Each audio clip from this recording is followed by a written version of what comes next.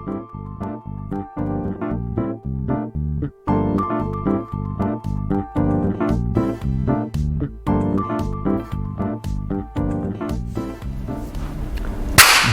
What's up, everyone? Welcome to Simulation. I'm your host, Alan Sakyan. Very excited to have Yev Barkalov joining us on the show. Hello. Hello. Thank you so much for coming on. Thank you for inviting me.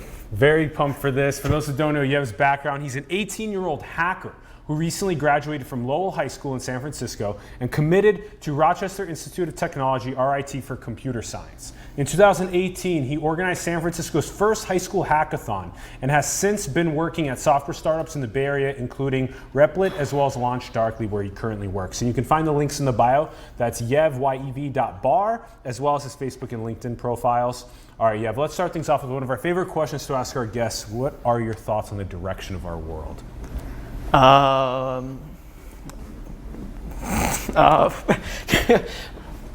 think things are obviously, there's, when it comes to climate change or maybe other political circumstances, there are definitely things to be worried about. But at the same time, there is a notable amount of hope and optimism in a lot of people that you can also feel assured things will balance out in the end, if not turn out for the better, I guess, as well. I think that's how it goes at the larger scale. For the individual scale as well, I think it's really whatever you want to see, it's very much possible for you to make that happen for yourself. And I guess I'm very idealistic in that sense, but I think that's very much true for everyone. Mm-hmm, mm-hmm. The global challenges, we have the Gen Z and even the younger generations going forth and wanting to tackle those. We have individual capacities, creative capacities that are being unleashed at unprecedented rates to do that, which is very exciting. That's a good synthesis. And then how about let's jump into more on the journey side. Okay, so you're born in Moscow, moved to SF when you were only 3 months old. Yes, so unfortunately I cannot run for president, but which, who knows, things may change in the future. Who knows? I don't know, but we'll see, cross our fingers. Yeah, who knows? But this part is crazy. So you're born deaf? So I was born completely deaf, and I was born in 2001, where at the same time, California did pass legislature so that newborns would get, when they're like 2-3 days old, they'd get checked for vision and hearing. However, back in Russia, they did not have that, and I never got that even when I moved here. So I was just like going around not hearing effectively for the first 2 years of my life. And it was during this time that no matter where we would live, and I would always sleep amazingly because I couldn't hear anything, and my parents would be confused. And so it's like no matter what the hell the neighbors were up to, I'd just be like lying around. And when I was about 2 years old, it was like he's not quite responding the way we would expect a baby to be responding. And so I went to an audiologist, and they realized, oh, he has profound hearing loss. I am deaf in both ears. And so I got my first implant on my right side when I was 2.5 years old, and the second on my left when I was 5. And so that's effectively like 2-3 years of not being able to learn anything at all. And whoa. So yes, this is 10 years of speech therapy, and I think it's done me well. Whoa. And so then what is the test that we currently use for checking on babies' ability? For checking on babies, so like the test, whenever I go for an audiologist appointment, it's always the same, and I assume it's going to be the same for infants. What you do is you get, you know how Microsoft or these other big universities, they'll have this big room with either like foam spikes in the walls that's supposed to capture all the sound. They have a few of those at the hospitals I've seen. Where it's just like chambers. Yes, like chambers, like really thick walls, and like the door looks like something you'd see at a bank, just like a thick door. And so when you're locked in, it's very much silent. They'll have speakers in the corners of the room, or maybe in some other strategically placed spots, and it will just play beeps, or they will have someone playing sounds. So for me, the test I could be taking is like they'll play a beep, and they'll play it at different pitches, different volumes, and I'll either respond by raising my hand or maybe pushing a button in my hand to say I've heard that sound or I didn't hear that sound. And another test that might be only for older people might be like they'll play sentences, either plain audio or in some background noise. They'll have like a loud mall audio, and they'll say a sentence. And so my job is to respond or repeat the sentence. So for infants, they might just have the beeps, and if they see the baby going, whoa, there's a sound there, they can tell, okay, this infant has heard and responded to the sound. And so that's probably the test that I received when I was younger. And since I was not visibly responding to any of the sounds being displayed, they derived I could not hear. And then what happened at 2.5 on the right side? So on both, it was the same thing, the same surgery, if you will, on both sides, where they excuse the gory details. They sort of cut open the skin, and not like all the way to the skull, but like almost like maybe halfway there, if you will. They implant this device. And I do not know the technical specificities of it, what they do near the inner cochlea or the inner ear, but they are supposed to hook some things up there as well, so that now the final product, skin's closed up, there is a device there, and after the surgery, it was maybe a month or maybe like a few weeks before they can actually activate my implants. So even after the surgery, I couldn't get it tested or anything. So they turn it on, and the way this device works is, I think I showed you this earlier. So this outer device, there's I don't know if you can see, there's this small flimsy microphone at the end. This picks up the sounds through the air. This little bulky guy at the end is a battery. So plug it in, the device turns on. This part in the middle, the brown part in the middle, that is a audio processor. And so this, once it picks up the sounds, it converts the sounds into electric signals, then goes up to the headpiece here, and this headpiece sticks onto my head via a magnet. So that's how it's not falling off. When I get lots of hair, I need to get a haircut so it doesn't fall off too easily. And that's how it works, I guess.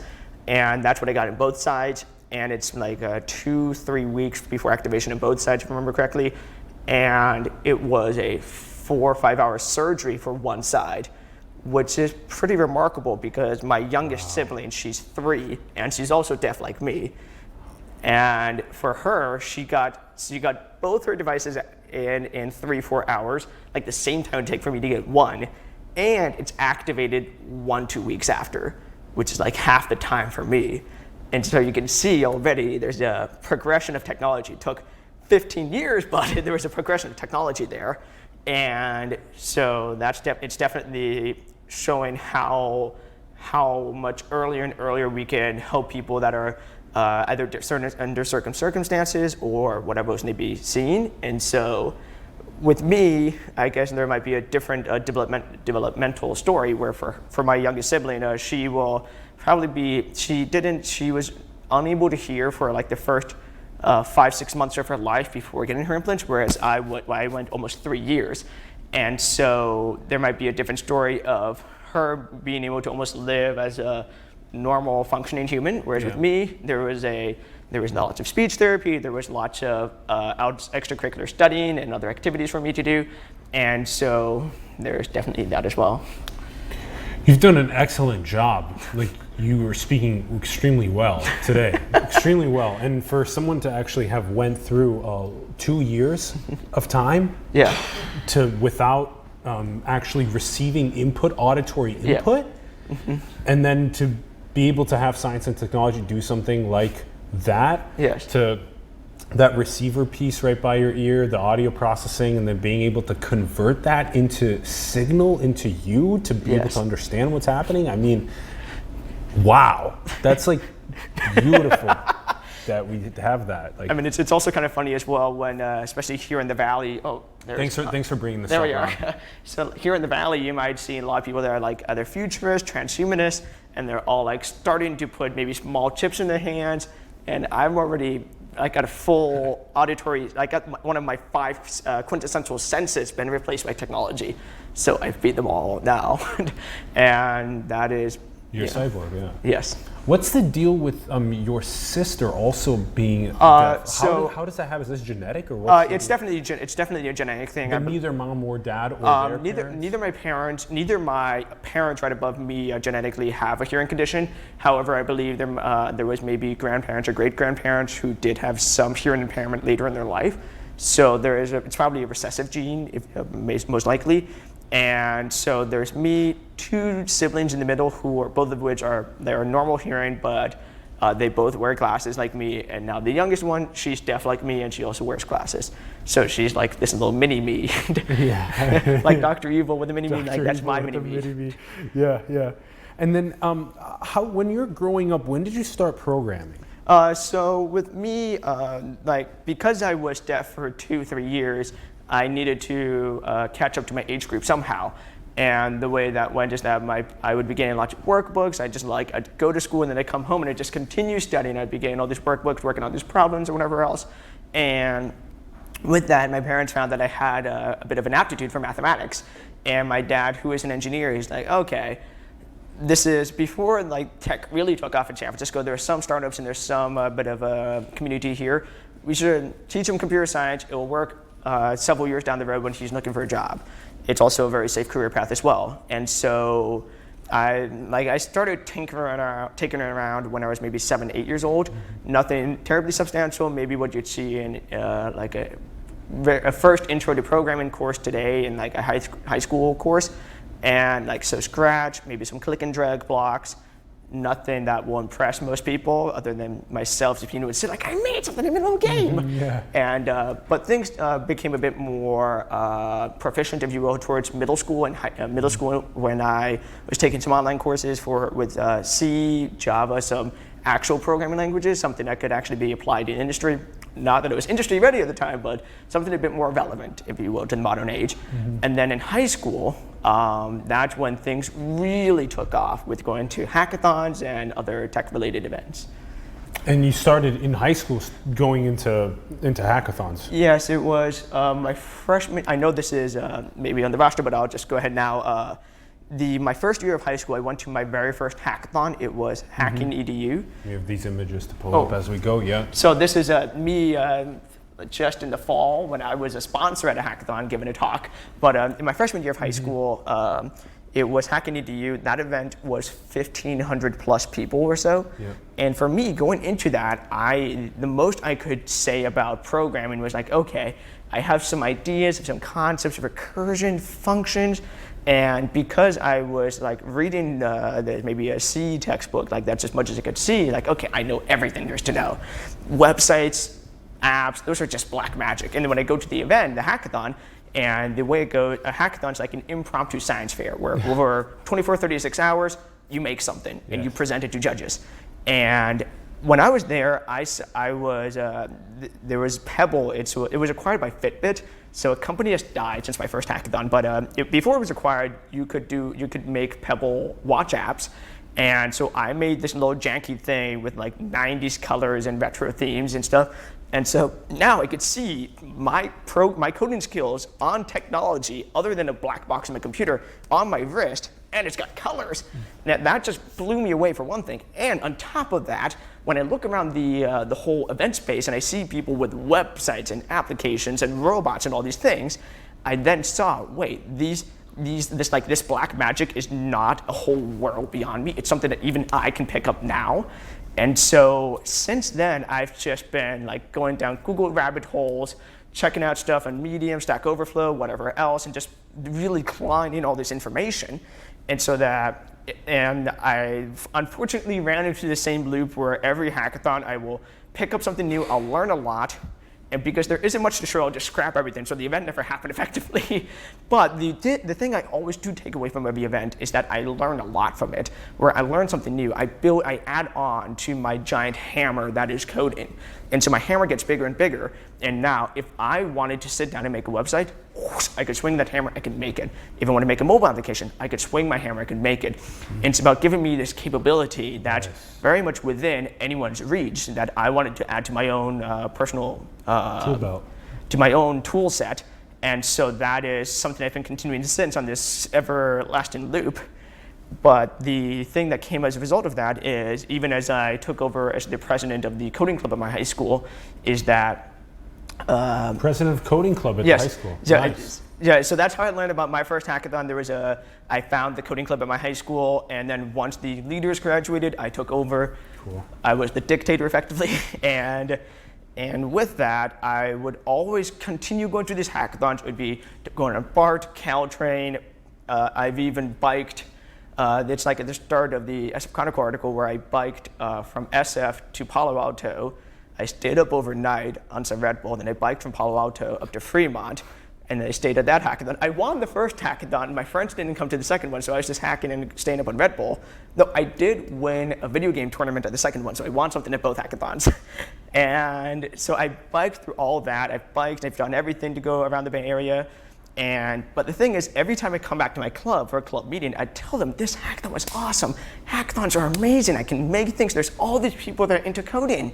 And every time they just be like, we can't throw out hours to travel around the Bay Area.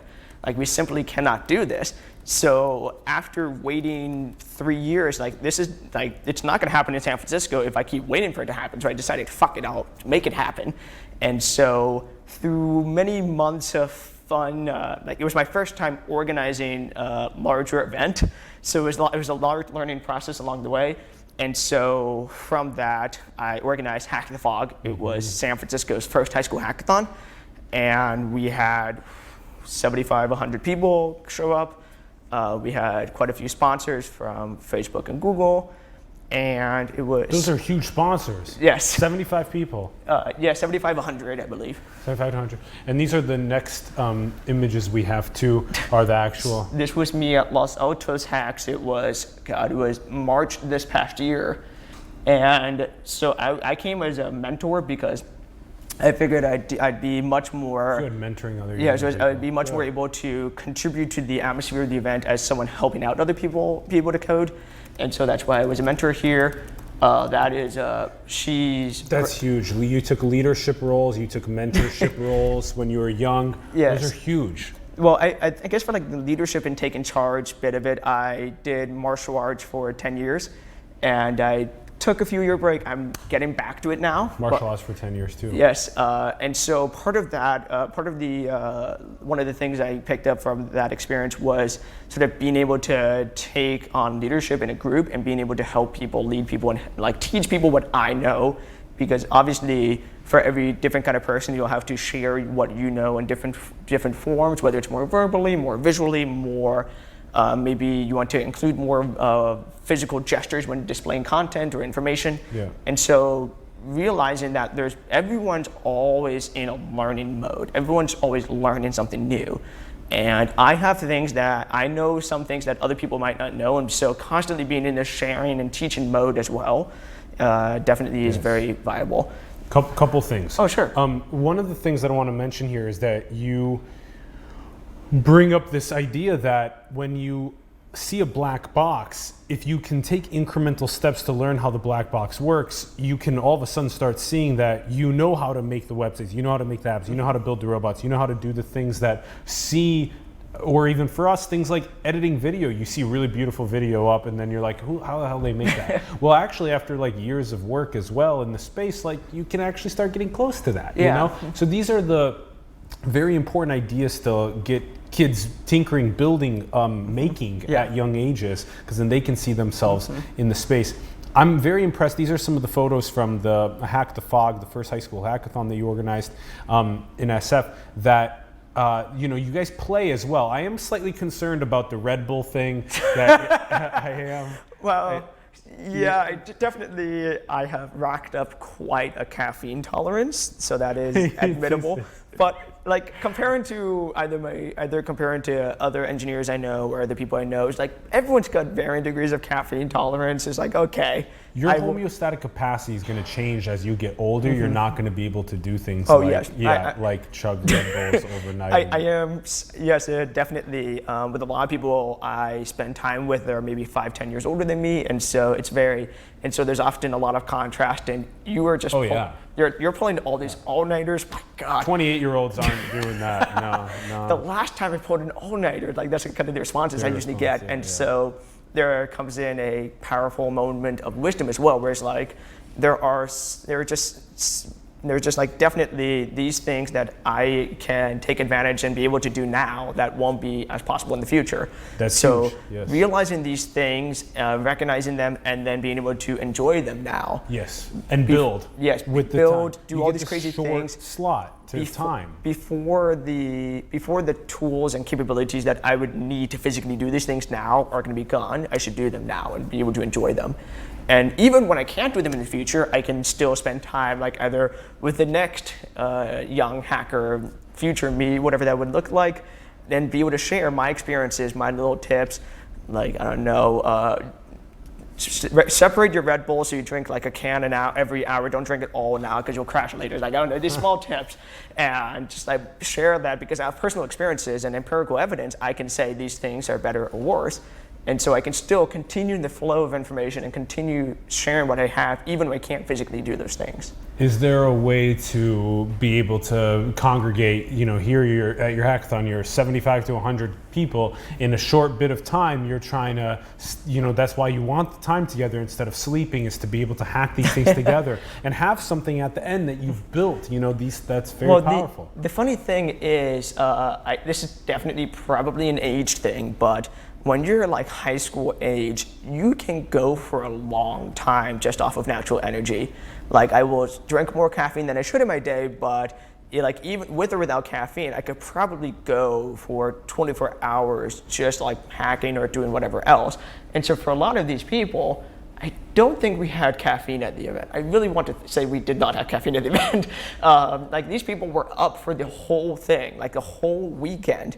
They were off just from having this natural energy inside of them. And so for them, it's just a matter of directing that energy maybe from playing video games to actually working on things. Yes. And one of the games. Yeah. One of my favorite things about the hackathon I organized is that before that, almost every high school, in the space of hackathons, there are like the OG hackathons, maybe college hackathons, so MHacks at the University of Michigan, Penn Apps, University of Penn.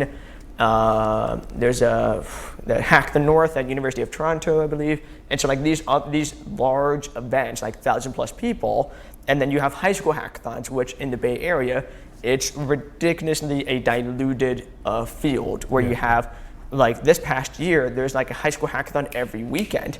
And so like it's great to see these things happening. Although following all that, then you have like, oh my gosh, there's too many hackathons. People are not appreciating them and using them for how they should spend a weekend in a hackathon. But with the high school hackathons I've seen, it'd just be a general, here's food, here's Soylent, here's stickers and swag. You're under our supervision for 24 hours, don't do anything illegal, you're fine. And that tends to be how it usually goes. With my hackathon, we had, at midnight, we had this, it started off as a battle of the bands, because 4 people brought ukuleles to my hackathon. So we had a person playing ukulele after the next, and then we turned it into a talent show. Some people had decks of cards, they were doing magic tricks, and then it turned into improv, and like the whole time, people had like sheer joy and enthusiasm in them. Like, people describe me as having this Yev energy because I'm always just very enthusiastic about things. Yeah. And being able to share that to others, just like the energy and passion about these things, was a very exciting part about Hack the Fog. When we were doing our presentations, even though it can be a scary experience because for a lot of these people, it was their first hackathon. Like, there are hardly any events in San Francisco they can go to, and this is the first one they could go to. And so even though some of them were presenting for the first time, they were still like very energetic and passionate about what they made. No matter if it was a small website they struggled with or it was something they were very experienced with, and they were still able to deliver that. And that was a very awesome part about organizing this event. And even since, when I go to another event or I see some people from my hackathon at other events, they might come up to me after and say, like, yeah, your event was awesome. Like, it's for some people, it's changed them entirely. Some people, it's just really awesome, exciting experience to go to. And so being able to see just how much of an impact you can have on others and how much it does stay with people is almost empowering and motivating in itself as well. Yep. And then do you get to do something like have other people take over after you go to RIT? Yes, we are getting Hack the Fog 2 in the process of being organized. I sort of handed it off because I'm focusing on like getting ready for college, work, and other things. Yes. But it is definitely going to happen again, and I will stay around, just like hit people in the head, like make sure it's good, make sure it's good. Yeah. And then how does one then, with building up the resume of leadership and mentorship and running events like this, how do you make the decision to go across the country for school? Well, so with me, I applied to quite a large number of schools. There was maybe some things in the college process that could have gone better that I could have spent more time on, but looking at the options I got in the end, RIT, it's got a reputable enough of a name here in the Valley for engineering. Like it's almost like University of Waterloo. Like it's people, if you say RIT, people know what you mean.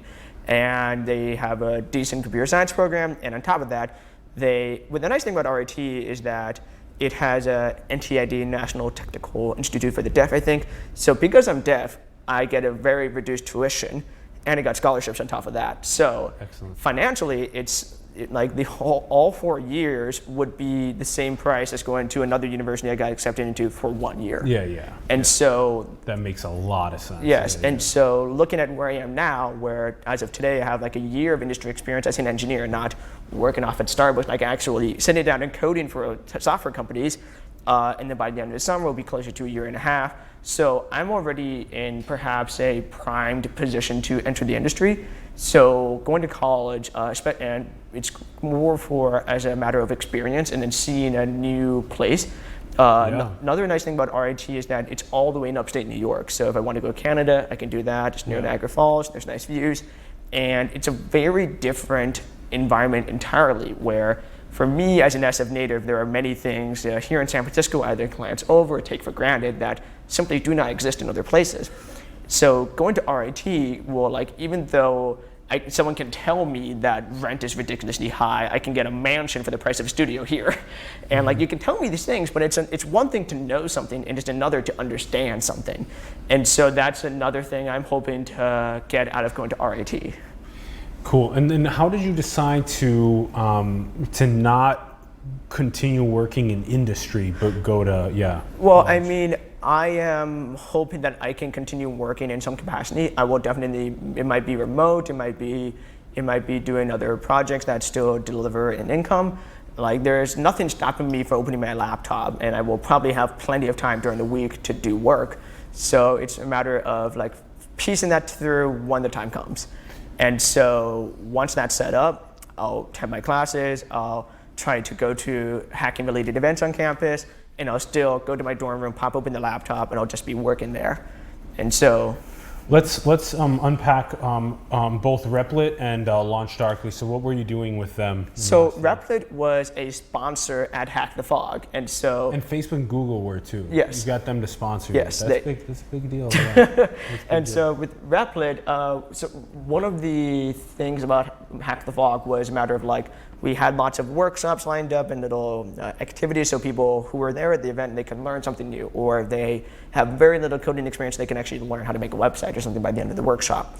And so following this, Repl.it it's an online coding environment, Repl.it, where if you say have a Chromebook in your classroom and you still want to teach people computer science, they can use Repl.it. And so one of the initiatives to that is making coding more accessible to more people. And so this was obviously an exciting initiative that I wanted to contribute to. And so last summer, my role was a growth engineer. It was like a bit of a developer evangelist. I was going to hackathons in New York, Chicago, giving talks, organizing meetups here in the Bay Area, and just generally like helping foster these exciting things and helping deliver Repl.it to the masses. And so that was Repl.it. Since then, I've been working as like a software engineering intern or contributing to open source. And now I'm currently working at LaunchDarkly, where I'm a software engineering intern and I am writing code, shipping software. And what are they doing? What's LaunchDarkly doing? LaunchDarkly, so they provide something called feature flags, where if you have a website and you want to add on a new button or a new color theme or something, you don't want to just send a new code to all your users. What if something breaks? You can test it locally, but there's many other devices it will run on. And so what if you could put that new feature, that new thing behind a toggle, a flag it on, off, and you give it to 10% of your users. Yep. That way, if it breaks, you roll it back immediately. Or if it does work, you can incrementally roll it out. Yep. So 10%, 20%, and eventually you'll roll it out to all of your users. Yes. But in that process, it's safer, it's a more mature development process, and that's how you can get it out. Interesting. And so a lot of the big firms use processes like this incremental release. And so a lot of large tech companies will usually develop this in-house, but there's like the two big issues that come of that. The first one is infrastructure, where if you are going with a feature flag driven development process, you're probably going to have hundreds, maybe even thousands of flags being evaluated for every user. And if you're a large company, say Atlassian or Microsoft, they have lots of users. Like there's a lot of stuff going on there. And so you need to make sure your flags don't break. You want to keep it up at all times. The second thing is this, it's a more of a new idea of like a developer experience, just like this UX, UI, a DX developer experience, where you want developers are spending hours making these products and websites. It shouldn't be a pain in the ass for them to do this. And so with LaunchDarkly, we have a large assortment and variety of SDKs for many different languages and many tools, so that as soon as you're onboarded with LaunchDarkly, the developers can get going with right away, and it's a smooth integration process. They're not bending it back over, trying to add on some internal middleware or whatever else, just so everything can fit through nicely. Like they can get going with it as soon as they start. What's your favorite programming language and why? Well, the thing is, like at this point, I've bounced around between such a large assortment of languages. It's more like it's more at the point now is like if you want to do something, you want to make an application, you want to make a website, you want to make a mobile app, you can think more based on actions, like what needs to exist, and the language is just maybe a slight change in syntax between each one to actually carry it through. However, for the sake of the meme, I suppose I'll go ahead and say Lisp. Paul Graham, Richard Stallman, big names in computer science, they all kind of fall in line with loving Lisp because it's the second oldest programming language, just a year older than Fortran, if that name sounds familiar. And it's like visually, if you're looking at say Lisp code compared to Python, JavaScript, it's just terribly different because everything is nested in parentheses, everything is done in post order, and there's a specific term for ordering things with the operation first, then the argument, and everything all together. It's like almost an art piece to read Lisp code compared to maybe a React application or a website. And so that's like, there's a aesthetic appeal to it. It's also a nice consequence of writing in Lisp is that if you consider maybe JavaScript, there's always going to be a few ways you can approach some problem, whether you're sorting something or you're searching for some element with some values. There's always going to be like multiple approaches you could take, and so you could end up with like an opinionated development, where like maybe one developer will write it one way, but another person will write another, and you can either get confused by reading the other person's code. Whereas with Lisp, it can be somewhat difficult to write opinionated code because it's not restricted; it's more straightforward on how to approach problems. And so there's definitely that. Okay, and so there's a couple things here. One of the things is that you illustrated this idea of like you identify what you want to build, and then you kind of figure out what is the most optimal way to build it, and then you pick which programming languages. You don't need to consider the optimal way of approaching something, but. Okay. Well, like I think it was at the beginning of this where I said. Like you were asking about the direction of the future and how things are going. If you have a clear idea of what you want, there's going to be multiple ways you can approach it. Yeah. So if I wanted to make a website, I could sit down with a magnetic needle and a processing chip and then put that together. Or like I could spend tedious and make a website out of that. Or I could sit down and I could make something in HTML, CSS.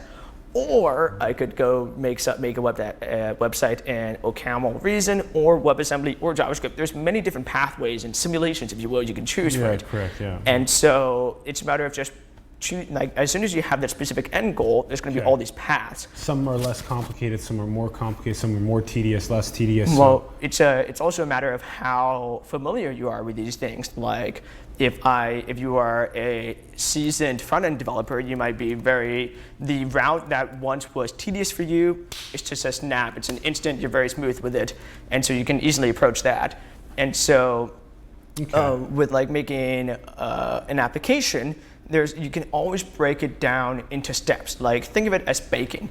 There's always going to be different foods you could create, different things you could cook or bake or whatever, like a cake. With a cake, if you know I want a chocolate cake, I don't know enough about baking to ramble on about this, but you could say, hey, I could start with either flour, some baking soda, maybe whip it into a bowl, then put it into the oven, or I could do something a bit more vegan. I could use different ingredients. Or I maybe use a microwave kit where I just simply toss it together and I microwave it and I have a cake.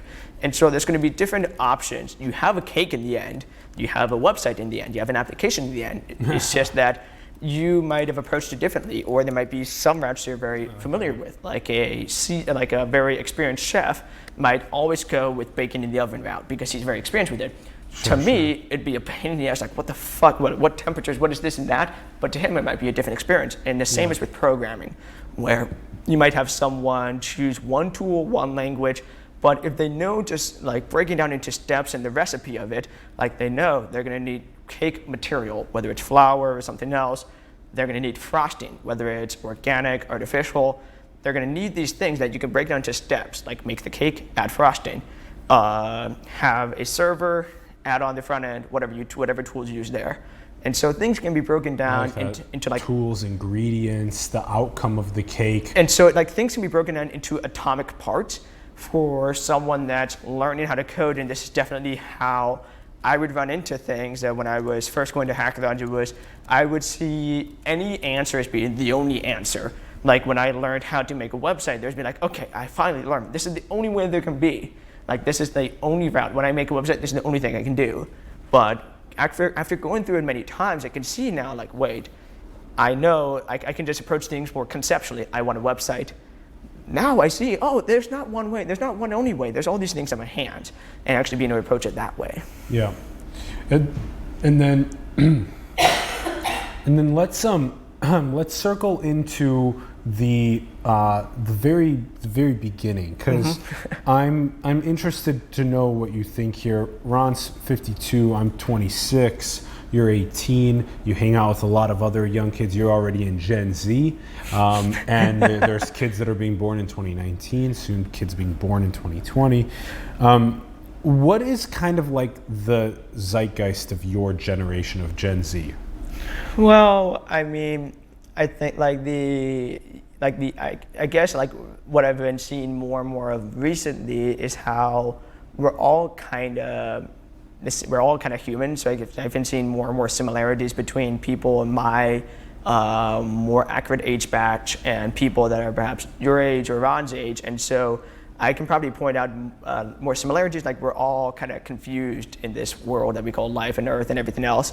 As for like the unique things, I guess like one kind of more unique things that this is nothing new or novel is how we're almost like digital citizens, we're digital natives, where for someone perhaps like you, if you were to be introduced to a new app, like some app comes out, the process will probably be like, okay, here's this app, there's like this strange thing that happens, I get some feedback here and there. But for someone my age to pick up a new app or a new platform, it'll probably be a bit more smooth, like, okay, another app, oh boy, here we go, I got the whole wallpaper filled with everything else, and they can probably get into the role of things more quickly.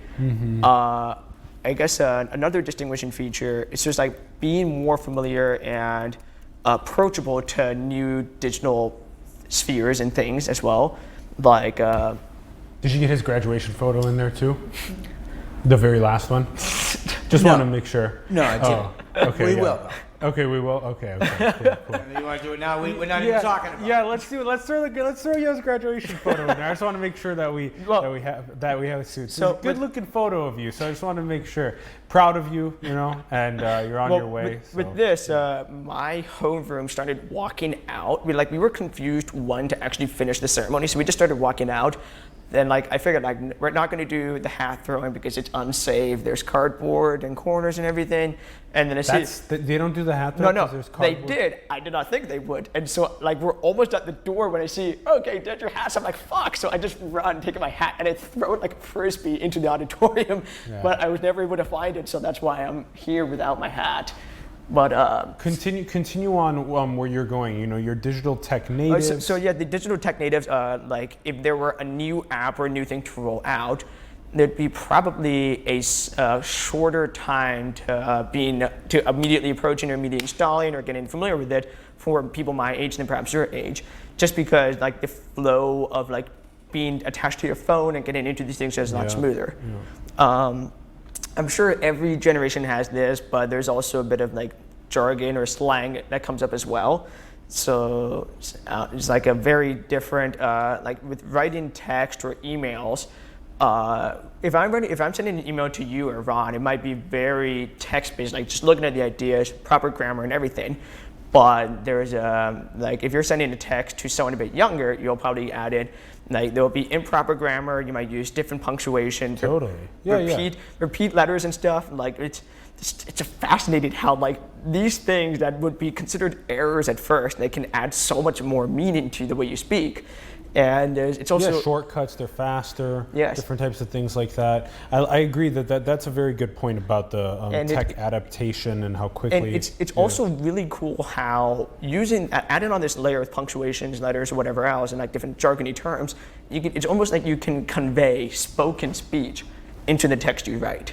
Yeah. And so if compression. like you can indicate things with like maybe a questionable tone that you might only be able to describe with body language, but inside of text. How do you do that? Well, if you just like are you sure, and you just repeat e's, like are you sure? Stuff like that. Yeah. Like those kinds of things. Like and when you read it, you know it means something else than are you sure? Like it's not just robotic. Are you sure? Like there's more to it. Yeah. I mean, obviously you can get. I like that. That kind of stuff's good. Yev, what's going on with the youth and their?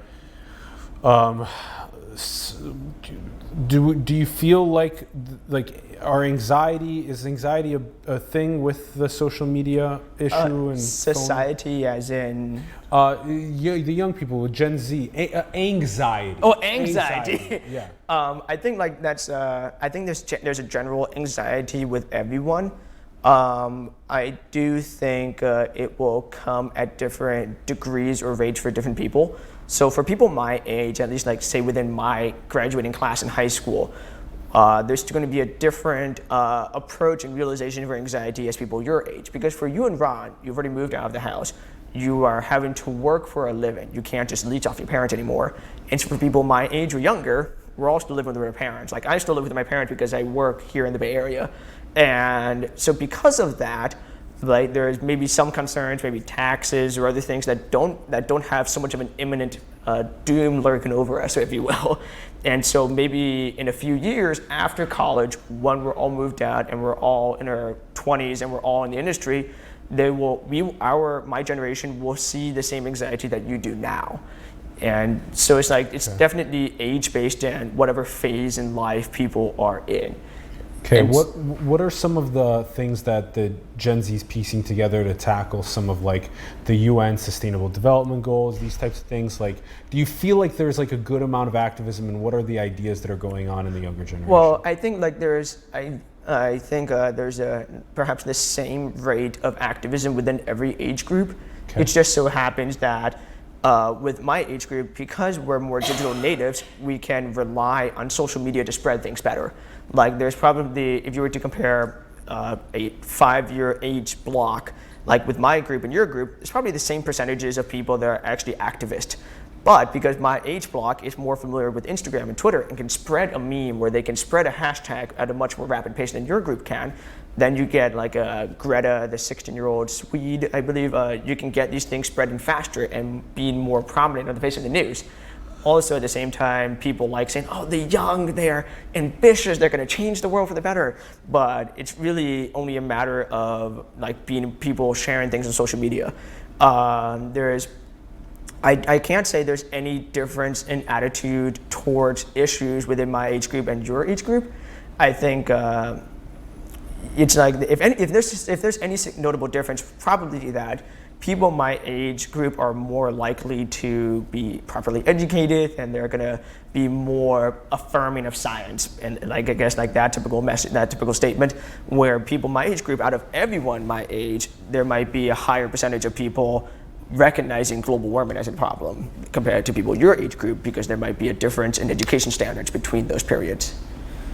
Okay, I want to ask you a couple other questions. Let's ask you about what do you think happens before we're birthed into the world, and what do you think happens after we die?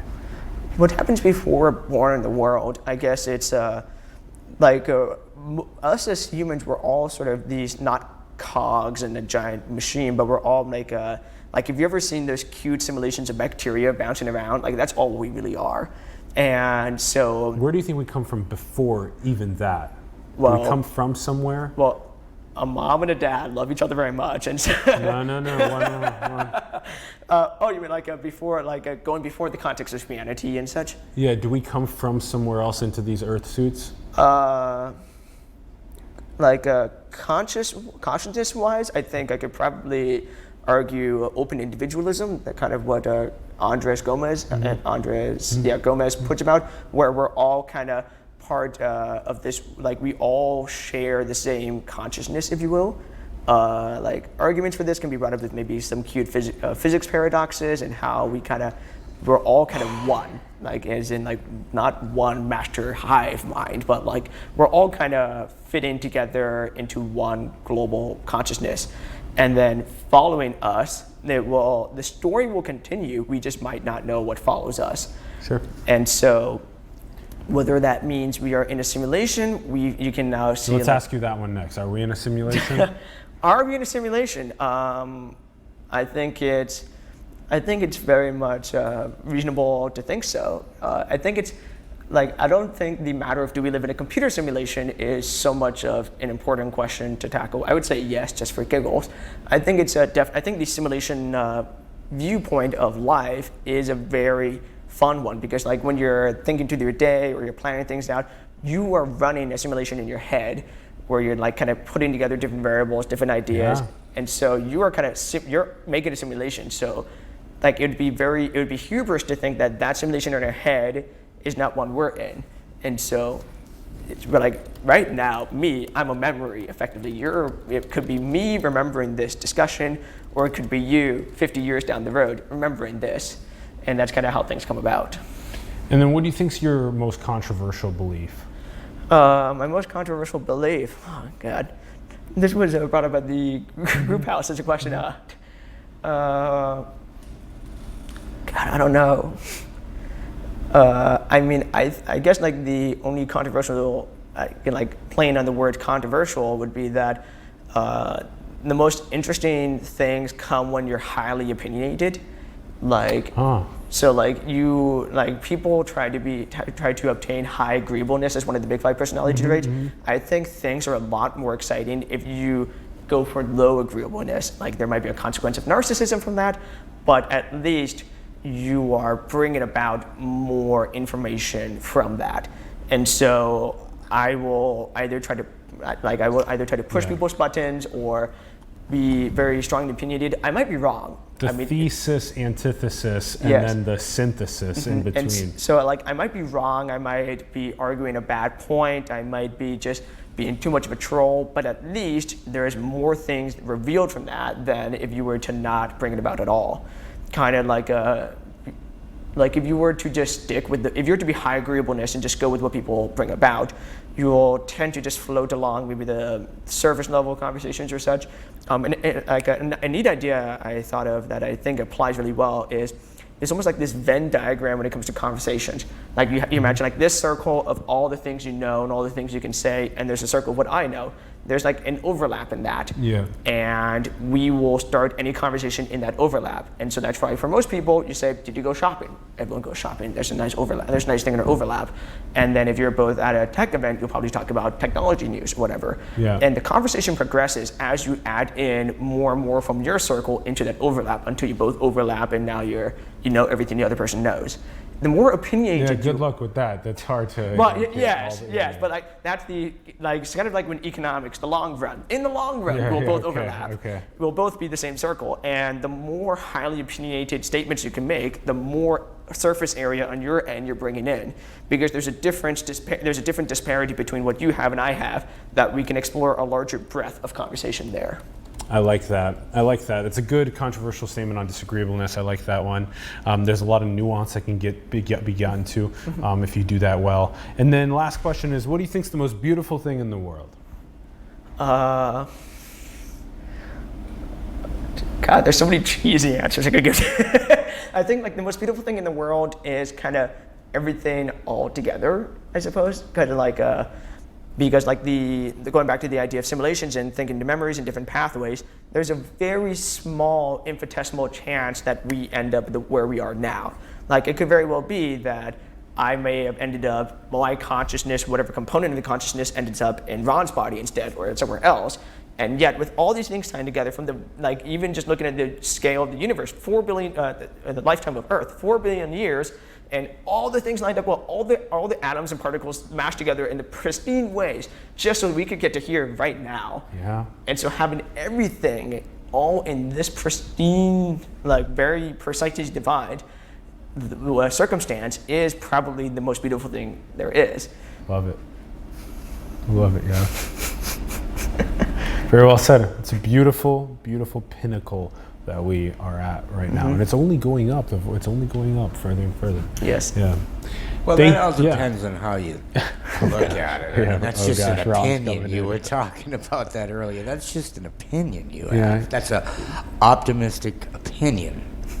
You see, one of the things, make sure that the young kids don't end up